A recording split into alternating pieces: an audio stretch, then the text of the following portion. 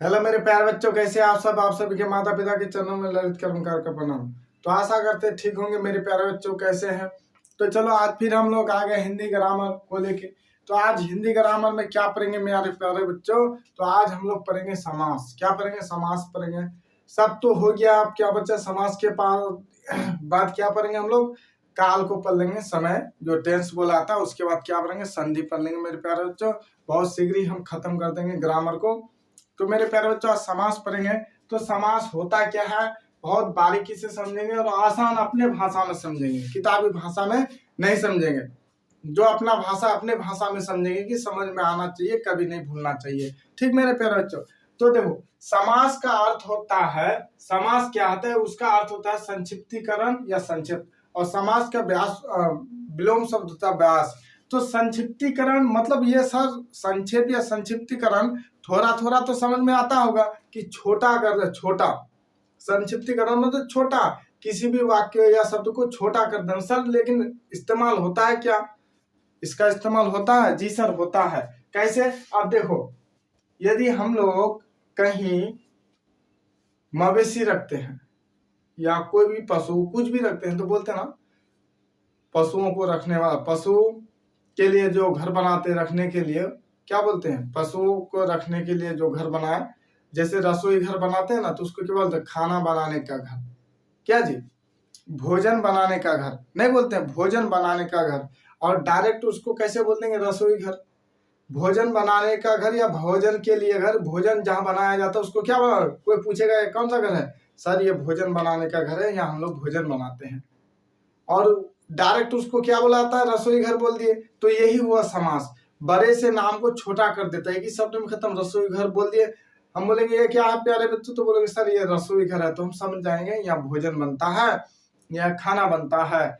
जैसे जहाँ माल मवेशियों को पाला जाता है उसको क्या बुलाता है? गौशाला। डायरेक्ट ही बोल दो कि गौशाला, तो समझ जाते हैं यहाँ जानवरों को रखा जाता है, गाय को रखा जाता है। ठीक इसी प्रकार मेरे प्यारे बच्चों, समाज में कोई भी पद होता है जहाँ बच्चे को पढ़ाया जाता है, जैसे स्कूल, बच्चे को पढ़ने के लिए जगह, विद्या पाने के लिए जगह को क्या बुलाता है? विद्यालय बुलाता है।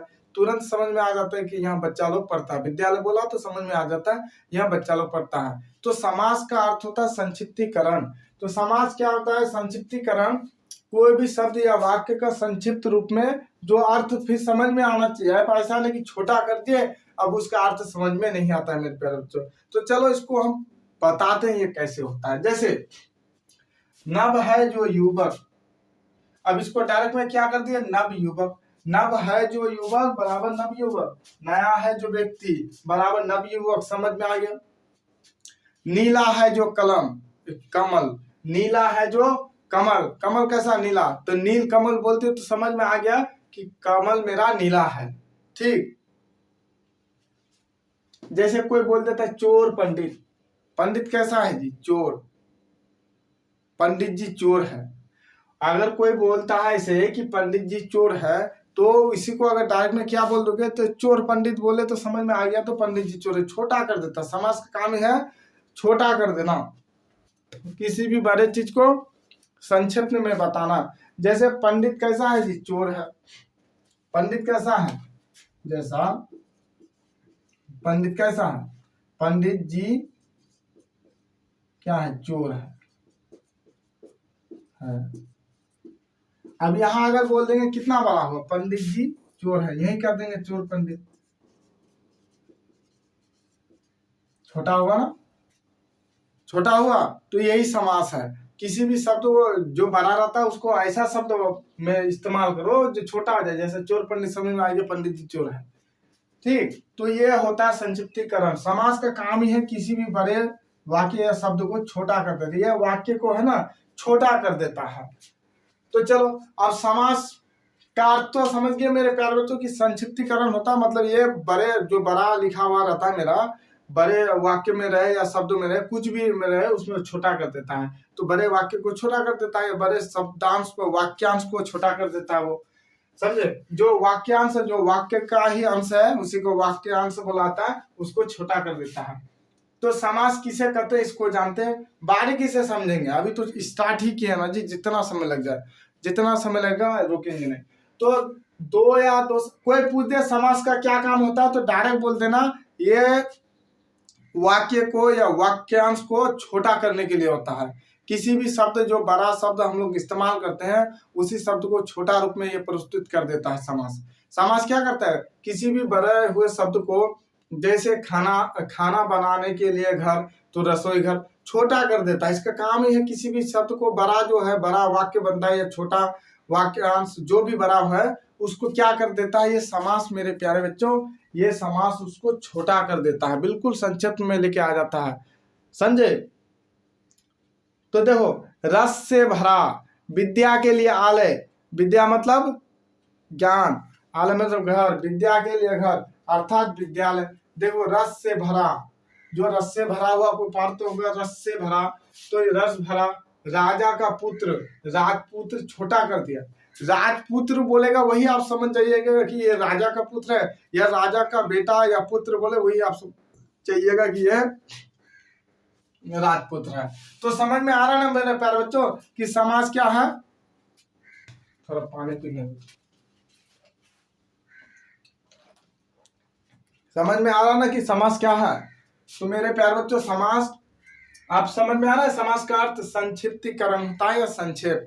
समास का अर्थ होता है संक्षिप्तीकरण या संक्षेप। ये क्या करता है मेरे प्यारे बच्चों, किसी भी बड़े हुए चीज को, देखो ये रस से भरा, रस भरा, राजा का पुत्र बड़ा हुआ राजपूत, और यहाँ देखो किताब में क्या लिखा है, पित है जो अंबर बराबर पीताम्बर, परम है जो ईश्वर बराबर परमेश्वर, नील है जो कमल बराबर नील कमल। अच्छा समझा देते, पानी पीने दीजिए और समझा दें।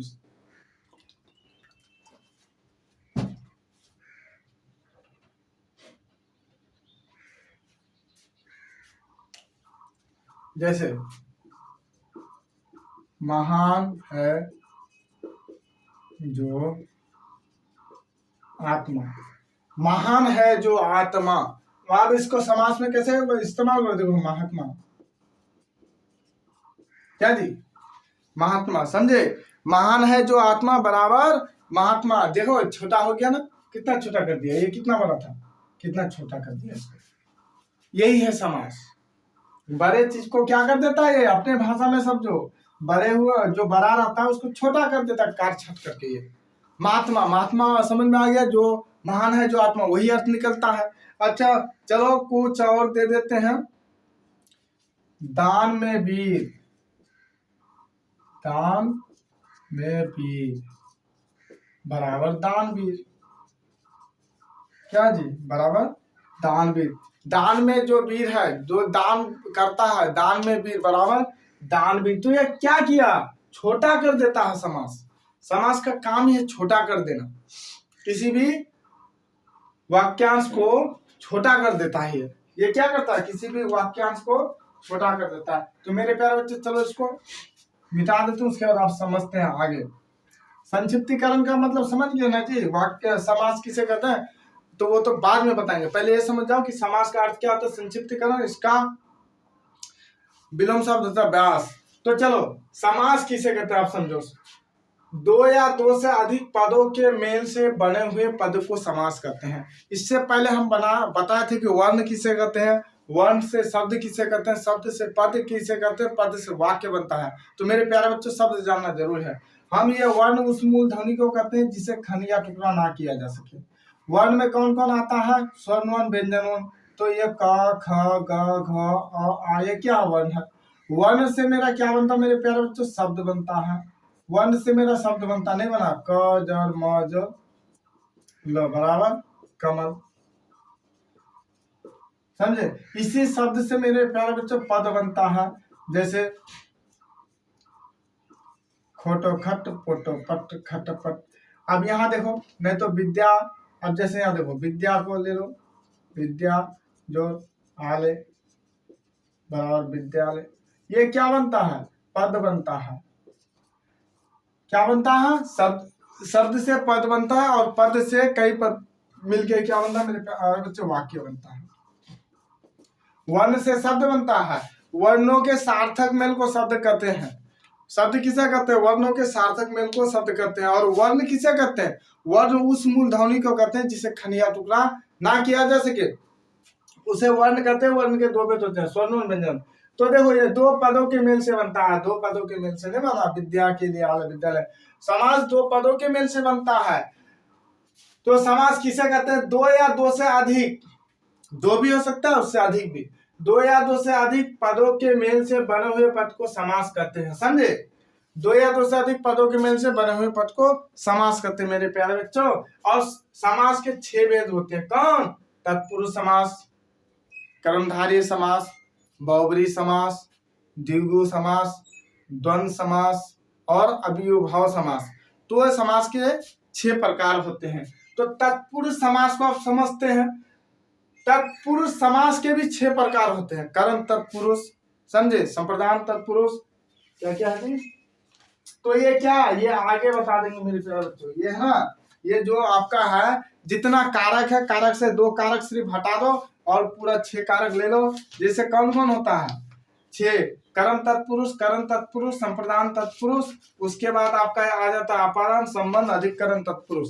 तो मेरे प्यारे बच्चों तत्पुरुष का भी 6 भेद होता है। तो ये इस वीडियो में नहीं बताएंगे, आगे बता देंगे, बहुत छोटा है।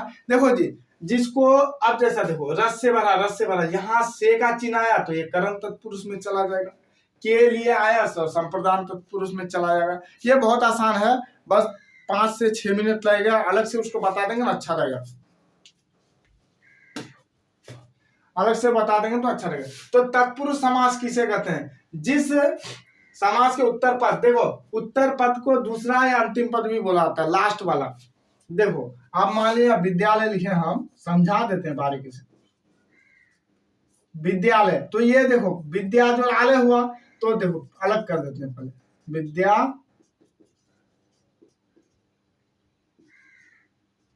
ये हुआ मेरा अंतिम पद, ये हुआ प्रथम पद या पूर्व पद, ये हुआ मेरा उत्तर पद, इसी को उत्तर पद भी बोला जाता है, इसी को पूर्व पद भी बोला जाता है मेरे प्यारे बच्चों। इसी को पहला पद भी बोला जाता है, इसी को दूसरा पद भी बोला जाता है, इसी को प्रथम पद भी बोला जाता है, इसी को अंतिम पद भी बोला जाता है। कोई दिक्कत नहीं होना चाहिए। चलो, पूर्व पद को पहला पद, उत्तर पद को दूसरा पद बोला जाता है मेरे प्यारे बच्चों।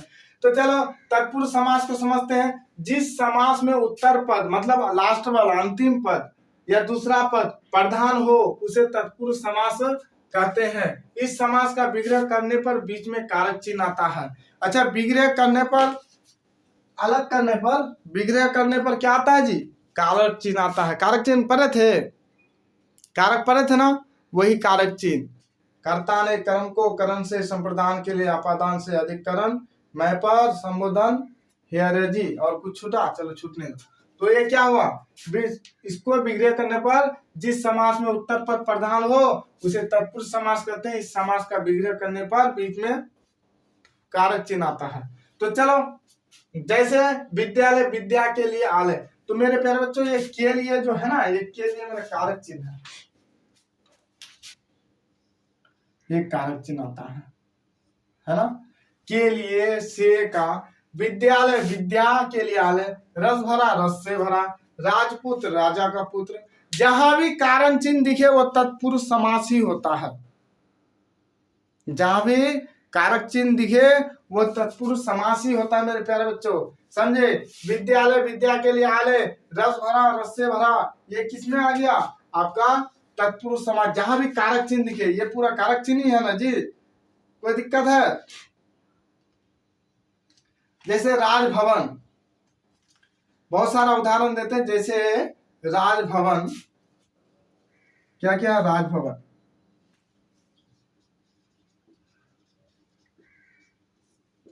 इसको विग्रह करोगे तो क्या होगा? राजभवन मतलब राजा, जहां राजा रहता है तो वही होगा राजभवन। तो राजा का भवन मेरे प्यारे। तो देखो ये क्या है? कारक चिन्ह नहीं आया जी, राजभवन, ये कारक चिन्ह आया ना मेरे प्यारे बच्चों। जहां कारक चिन्ह आता है वही मेरा तत्पुरुष समास होता है। कारक चिन्ह आ गया, आपको पता है कारक चिन्ह, कल ही भी आगे वाला वीडियो में तो बताए थे। तो ये कारक चिन्ह जहां भी आ जाए, जिस में आ जाए कारक चिन्ह, अगर जहां भी दिखे वो तत्पुरुष समास में मार देना। लेकिन हाँ, पूछ देगा और ये पूछ देगा कि ये किस तत्पुरुष का है, तो अभी नहीं पाइएगा बताने, ये आगे वीडियो में बता देंगे। तो मेरे प्यारे बच्चों, जहां भी पूछेगा कौन सा समास है का, तो बता देना क्या तत्पुरुष समास में है। इसका भेद आगे वाला वीडियो में हम बता देंगे। अब यहाँ कुछ और है, चलो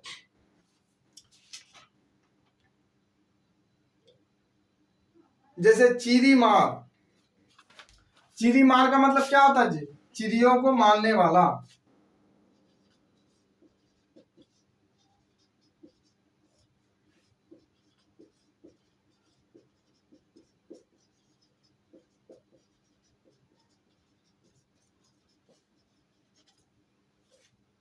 चिड़ियों को चीरी मार, चिड़ियों को मारने वाला।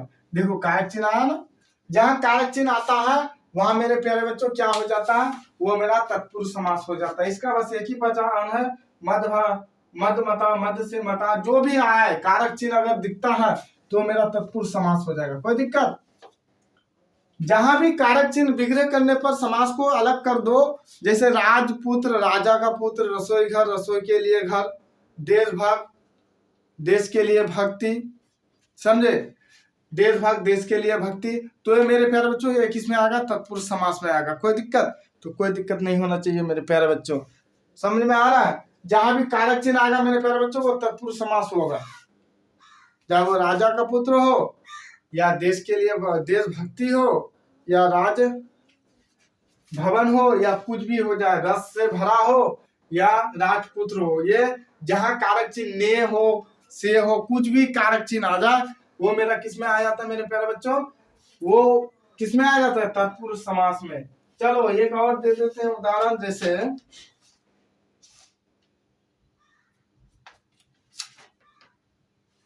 हो गया क्या दें,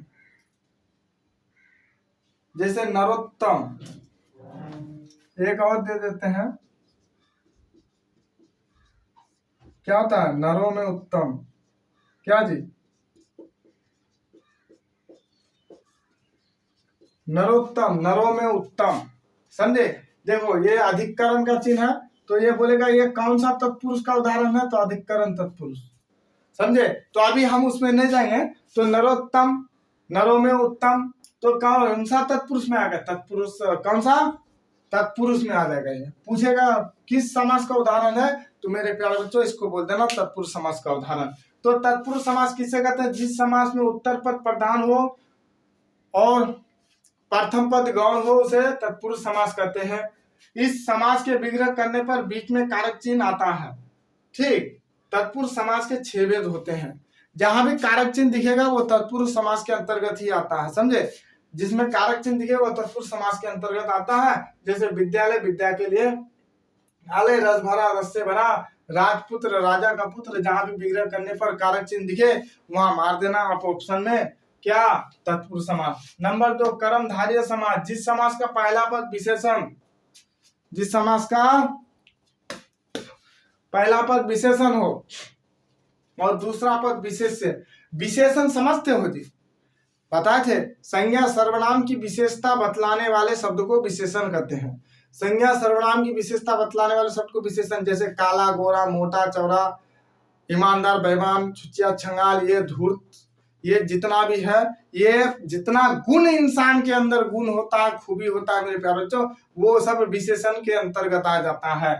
तो विशेषण क्या, जिस समास का पहला पद विशेषण हो, जो शुरू वाला मतलब विशेषण होगा, उसके बाद दूसरा पद क्या होगा, विशेष से किसको बोलाता है, विशेषण जिसकी विशेषता बताए उसे विशेष से कहते हैं। इसका मतलब जो शुरू में रहता है, जैसे मोहन काला है,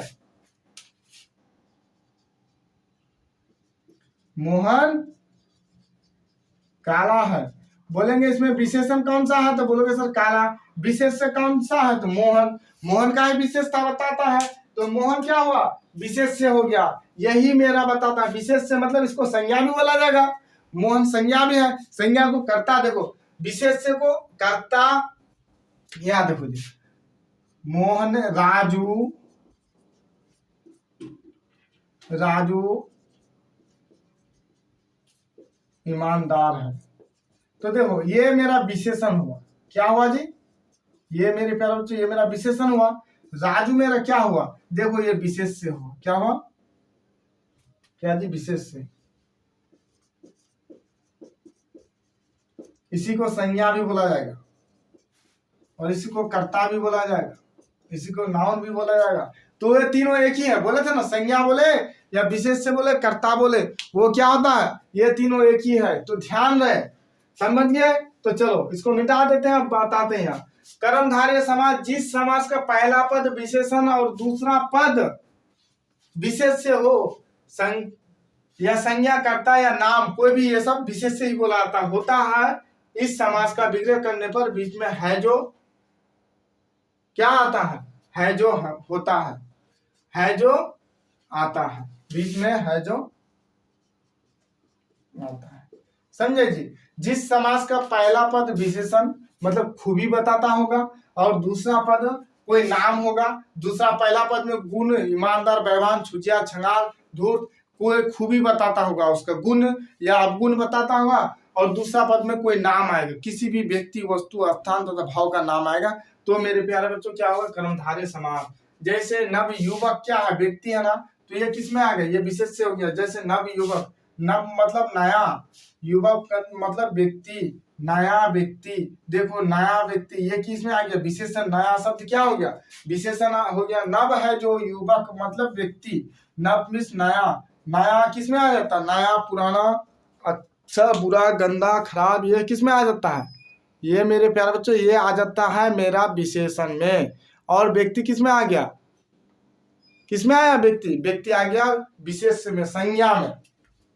जैसे नीलकमल, नीलकमल, नीलकमल हो गया आपका संज्ञा, संज्ञा बोलो या विशेष से बोलो या कर्ता बोलो, ये संज्ञा हुआ। ये नीला जो है आपका विशेषण हो गया, विशेषण।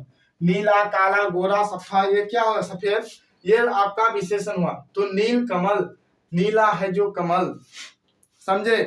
अब जैसे कालू राम, कालू राम ऐसे समझो, आसान भाषा में बोलेगा ये किस समास का उदाहरण है, तो ये अपने से हम दिए। तो जैसे राम, राम, ये राम हुआ, राम मेरा संज्ञा विशेष से हो गया मेरे प्यारे बच्चों, क्या हुआ, संज्ञा। राम मेरा क्या हुआ, संज्ञा। इसी को बोला जाता है विशेष से, क्या बोलाता है, विशेष से। और इसी को कर्ता भी बोल सकते हैं हम, समझे। कालू राम, कालू राम, कालू, राम कैसा है, काला है, राम का गुण बताता है। कालू क्या है, विशेषण है। राम कैसा है, कालू, विशेषण। राम कैसा है मेरे प्यारे बच्चों, काला है। राम काला है, राम का खूबी बताता है। हमेशा इसके पहले विशेषण आता है, संज्ञा के पहले जब विशेषण आए तो वो कर्मधारय समास हो जाता है। जब संज्ञा के पहले विशेषण आता है ना, वो कर्मधारय समास हो जाता है। राम कैसा है, काला है, काला, राम काला है, गुण बताया, खूबी बताता है, यही तो कर्मधारय समास का खूबी है। ये गुण बता दिया, राम काला है तो कर्मधारय समास मार देना है। कालू है जो राम मतलब काला है जो राम, बराबर कालू राम। अब यहां देखो, अपने भाषा में समझो, गोरा लड़का, बोलेगा ये कौन समास का उदाहरण है, ये हम अपने से देते हैं आप लोग को समझाने के लिए। तो लड़का, मेरे प्यारे बच्चे, लड़का, लड़का आपका हो गया वही विशेष से, जिसको हम क्या बोलेंगे, जिसको हम संज्ञा भी बोल सकते हैं। ये संज्ञा, कौन सा संज्ञा, लड़का, जातिवाचक संज्ञा के अंतर्गत आता है। ये गोरा, गोरा हो, सफेद हो, मोटा हो, ताजा हो, लंबा हो, नाटा हो, ये मेरा विशेषण आ गया। लड़का कैसा है, गोरा है, लड़का कैसा है, गोरा है, लड़के का खूबी बताता है। तो क्या होता है, विशेषण क्या होता है जी, विशेष से का खूबी बताता है, जो संज्ञा का खूबी बताए वही तो विशेषण होता है। विशेषण जिन शब्द की विशेषता बताता है वही विशेष है। जिसका भी खूबी बताता हो, वो चाहे संज्ञा किसी व्यक्ति का भी खूबी बताता तो वो विशेष से है। ये पेन सफेद है, सफेद क्या है, पेन है, तो ये विशेष से हो गया, पेन मेरा विशेष से हो गया मेरे प्यारे बच्चों, विशेष से। तो गोरा लड़का, लड़का गोरा है जो लड़का, बराबर गोरा लड़का। तो लड़का कैसा है, गोरा है, तो ये मेरा किस में आएगा, ये मेरा कर्मधारय समास में आएगा। चलो और एक देते हैं, जैसे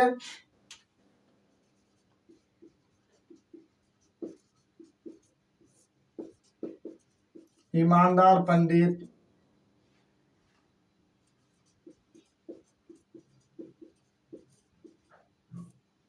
चिपका देते थे। ईमानदार पंडित, चोर पंडित। पंडित कैसा है? चोर है।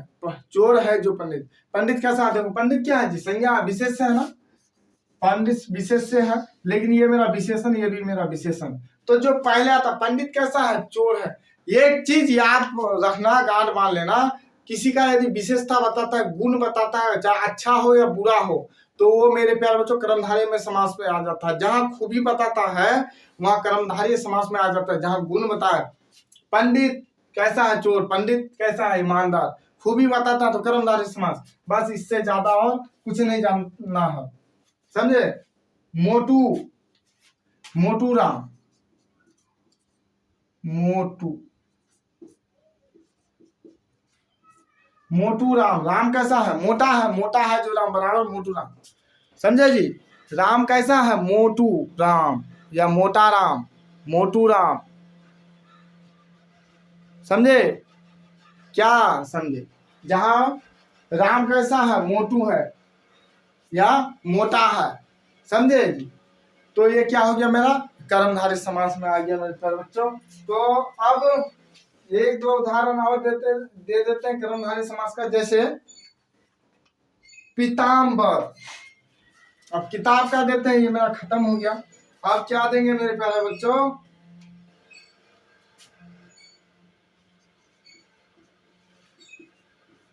इसको देखो, पित्त।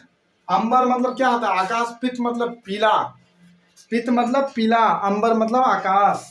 पित्त मतलब पीला, अंबर मतलब आकाश। अच्छा, आकाश कैसा है? पीला है। कर्मधारय समास में आ गया। पित्त है जो अंबर, क्या हो जाएगा यहाँ? पित्त है जो अंबर बराबर पीताम्बर, समझे जी? पित्त है जो अंबर बराबर पीताम्बर। देखो विग्रह करोगे ना, लास्ट में बीच में है जो आता है, जो इसलिए हम लिख दिए थे। पित्त है जो अंबर बराबर क्या हो जाएगा? पीताम्बर। मतलब पीला है आकाश। आकाश कैसा है? पीला है। नील कमल, नील कमल का दे दिए हैं यहाँ, नील कमल। नीला है जो कमल, नीला है। कमल तो मेरा विशेष है, लेकिन कमल कैसा है? नीला है मेरे प्यारे बच्चों। उसके बाद क्या? परमेश्वर।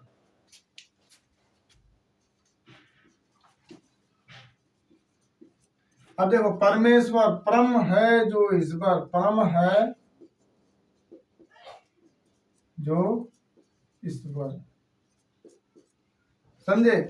परमेश्वर परम है जो ईश्वर। तो मेरे प्यारे बच्चों, परम ईश्वर कैसा है? परम है, परम प्रताप, शक्तिमान है, महान है।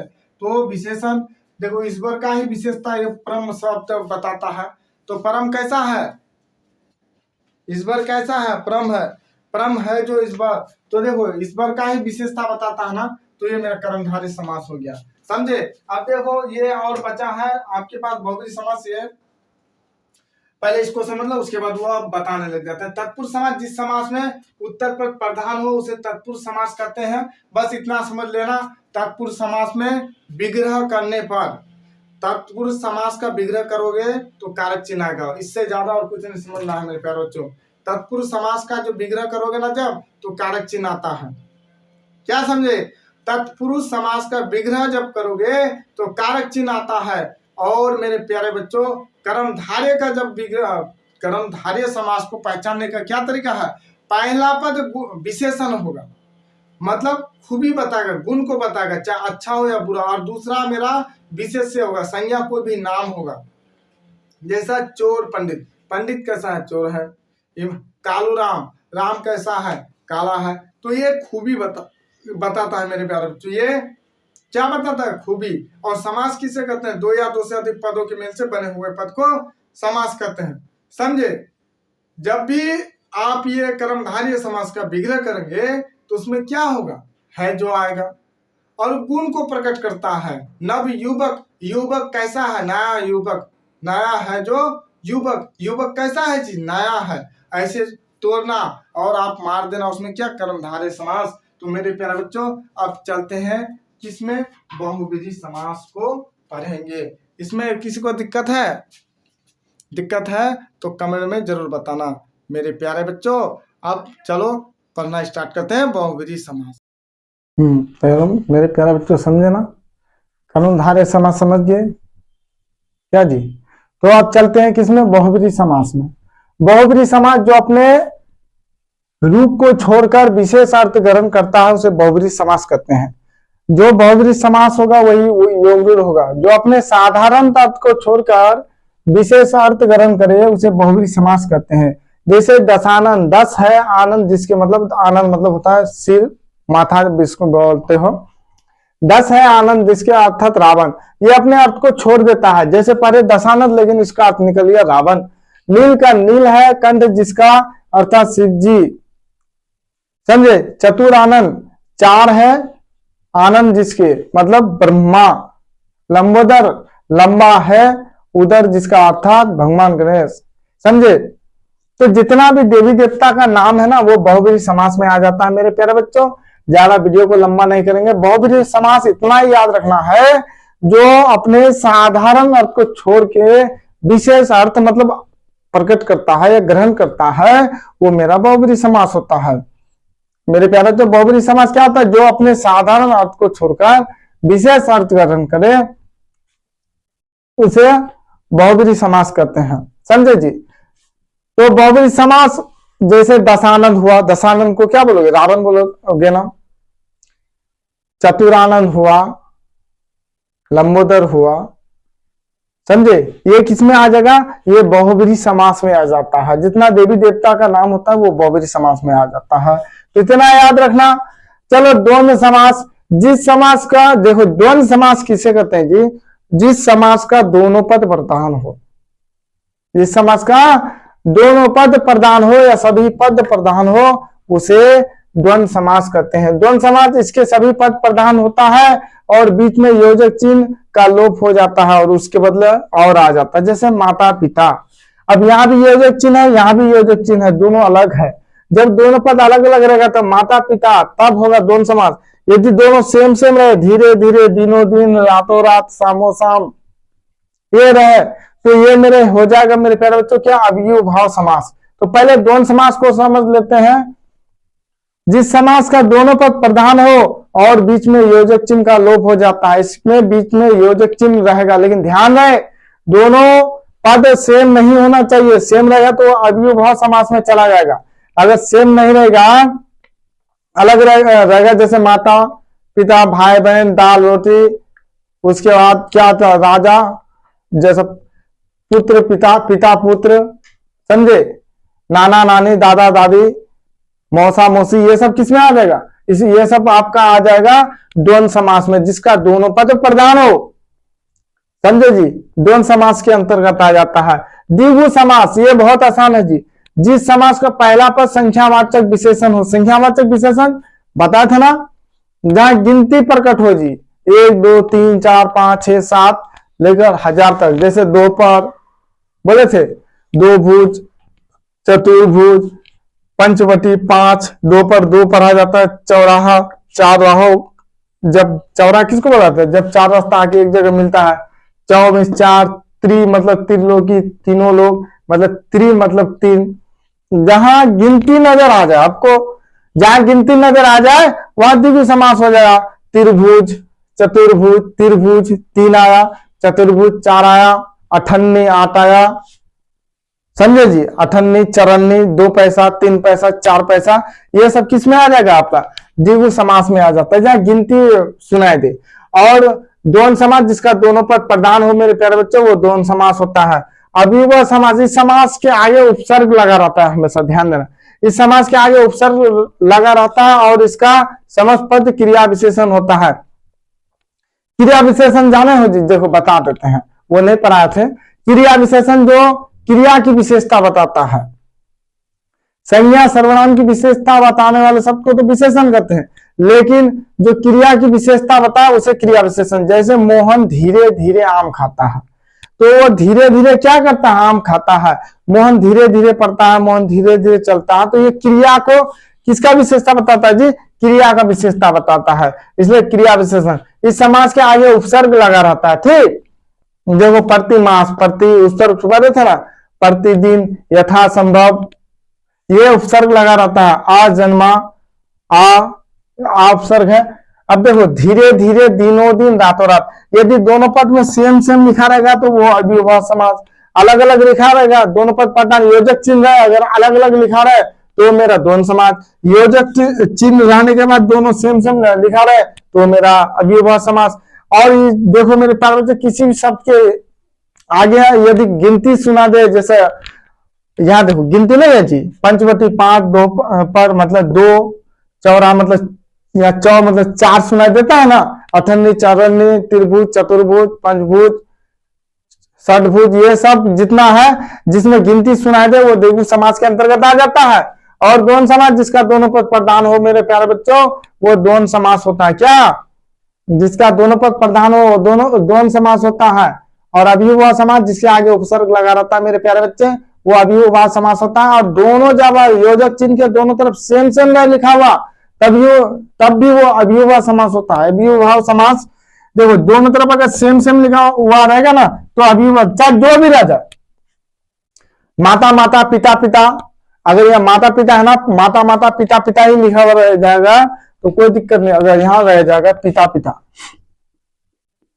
मान लिए पिता पिता माता माता, तो ये भी मेरा हो जाएगा क्या? अव्ययभाव समास। दोनों में अगर सेम लिखा हुआ रहेगा ना तो मेरा अव्ययभाव समास के अंतर्गत आ जाएगा मेरे प्यारे बच्चों। सेम लिखा हुआ नहीं रहना चाहिए, अलग अलग रहना चाहिए। बहुब्रीहि समास जो अपने रूप को छोड़कर, जो अपने साधारण अर्थ को छोड़कर विशेष अर्थ ग्रहण करता है उसे बहुब्रीहि समास कहते हैं। जैसे दशानन, दस है आनंद, जिसके अर्थात रावण, नीलकंठ, नीला है कंठ, जिसके अर्थात शिव जी। द्वंद्व समास इसके सभी पद मतलब दोनों पद प्रधान होते हैं और बीच में योजक चिन्ह का लोप हो जाता है, उसके बदले और आ जाता है। जैसे माता पिता, माता और पिता, हाथ पांव, हाथ और पांव, पिता पुत्र, पिता और पिता पुत्र, पिता और पुत्र, भाई बहन, भाई और बहन, समझे जी। नाना नानी, दादा दादी। द्विगु समास जिस समास का पहला पद संख्यावाचक विशेषण होता है और इसका उत्तर पद, इसको आसान भाषा में अगर याद रखोगे, जिस समास का पहला पद गिनती होता है, जिस समास के पहला पद में गिनती छुपा हुआ रहता है, जैसे जिस समास का पहला पद संख्यावाचक हो, संख्या मतलब वही गिनती, विशेषण होता है और इसका उत्तर पद प्रधान होता है। जैसे उत्तर मतलब लास्ट वाला, पंचवटी, वटी, दोपहर, चौराहा, त्रिलोकी।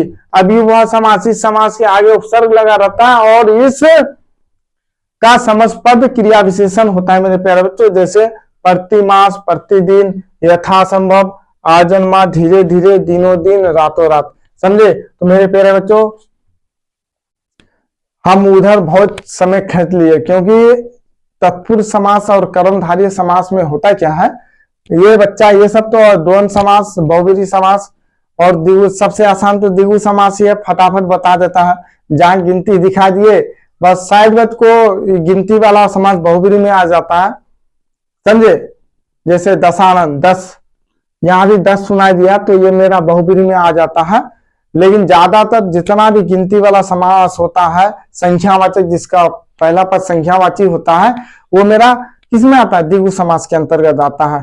तत्पुरुष समास समझे ना मेरे प्यारे बच्चों, तो तत्पुरुष समास में होता क्या है, बस कहीं भी आपको दिख जाए तो उसका विग्रह कर लेना, अलग अलग करके देखना। यदि कर्ता का कारक का चिन्ह यदि आता है मेरे प्यारे बच्चों, किसका कारक का यदि चिन्ह आ जाए, जब उसमें के किसमें तत्पुरुष समास के बारे में बता रहे हैं, जब कारक का चिन्ह कोई भी चिन्ह आ जाए, ने आ जाए, से आ जाए, पर आ जाए, में आ जाए, के लिए, तो यहाँ क्या हो जाएगा आपका तत्पुरुष समास। और कर्मधारय समास में क्या होता है, इसमें कुछ नहीं होता, बस थोड़ा सा ट्रिक याद रखिएगा।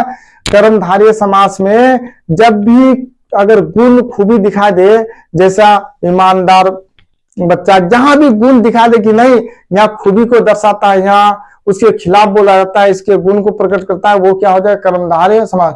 जैसे नव युवक, नव मतलब नया, युवक मतलब व्यक्ति, नया व्यक्ति। तो देखिए पहले में विशेषण, उसके बाद विशेष से आता है। कर्मधारय समास का पहला पद विशेषण और दूसरा पद विशेष से, मतलब विशेष को ही संज्ञा या कर्ता भी बोला जाता है, समझे मेरे प्यारे बच्चे। उसके बाद क्या पढ़े हम लोग? बहुब्रीहि समास, द्वंद्व समास, द्विगु समास और अव्ययभाव समास, समझे। बहुब्रीहि समास जो अपने साधारण अर्थ को छोड़कर विशेष अर्थ ग्रहण करता है, अपने रूप को बदल देता है वो, समझे, जो अपने रूप को ही बदल दे। काम खत्म, दशानन अर्थात रावण, चतुर्भुज, समझे। चतुर्भुज अर्थात विष्णु, चतुर्भुज भगवान विष्णु को भी बुलाते क्योंकि उसका 4 हाथ है जी, इसलिए चतुर्भुज अर्थात भगवान विष्णु। अब आ जाओ द्वंद समास, जिसका दोनों पद प्रधान हो, जिसका दोनों पद प्रधान हो और बीच में जो योजक चिन्ह आता है वो क्या हो जाता है, वो और में बदल जाता है, तो ये द्वंद समास आ गया मेरे प्यारे बच्चों। उसके बाद क्या पढ़े थे, द्वंद के बाद पढ़े द्विगु समास, जिसका पहला पद संख्यावाची हो। जिसका पहला पद क्या होता है, संख्यावाची होता है, मतलब गिनती छुपा रहता है, 2 पद, अठन्नी, चरन्नी, त्रिभुज, उसके बाद क्या जी, पंचवटी, ये सब जितना भी आपको दिखा दे, द्वन्नी, एकन्नी, ये गिनती छुपा रहता है, तो ये मेरा द्विगु समास में आ जाता है। इसमें द्विगु अव्यूह समास, जिसके आगे उपसर्ग लगा रहेगा। अव्यूह समास को एक चीज याद रखना, इसके आगे में हमेशा क्या लगा रहता है मेरे प्यारे बच्चों, उपसर्ग लगा रहता है। क्या उपसर्ग लगा रहता है, अव्यूह समास के आगे हमेशा उपसर्ग लगा रहेगा, ध्यान रहे। और जब सेम सेम रहेगा ना, जैसे रातों रात, दिनों दिन, समझे, हाथों हाथ, धीरे धीरे, तो यहाँ अव्यूभाही समास लगाना, अव्यूह भाव समास ही लगाना। देखो दिनों दिन, सॉरी धीरे धीरे, दिनों दिन, रातों रात, प्रतिमास, देखो यहाँ उपसर्ग आए। जब सेम सेम दोनों जगह योजक चिन्ह के इस पार उस पार दोनों तरफ यदि सेम सेम दिखे तो आप गलती से भी द्वंद समास मत मारिएगा, वो द्वंद समास के अंतर्गत नहीं आता है, वो आपका किसमें आएगा, अव्यूह भाव समास के अंतर्गत आ जाता है मेरे प्यारे बच्चों। तो मेरे प्यारे बच्चों, हम यहाँ दानवीर लिखे थे तो थोड़ा गलत कर दिए थे, दान नो करके छोड़ दिए थे, दानवीर, समझे, क्या कर दिए थे, हो जाता है कभी बोलते हैं कुछ ऐसे लिखना था तो हम ऐसे करके छोड़ दिए, तो जाने तो मेरे प्यारे बच्चों, वो क्षमा चाहते हैं उसके लिए, गलती हो कुछ अगर लिखने में मिस्टेक हो जाता है कभी कभी। तो मेरे प्यारे बच्चों, आज का क्लास यहीं रोकते हैं। आप लोग खुशी रहिए, मस्त रहिए, पढ़िए लिखिए, और पढ़ाने में कोई अगर गलती हो जाए तो भाई समझकर क्षमा कीजिएगा, क्षमा चाहते हैं, हो जाता है, इतना पढ़ा लिखा नहीं है, बस अच्छा लगता है पढ़ाने में तो पढ़ा देते हैं। जय हिंद, जय भारत।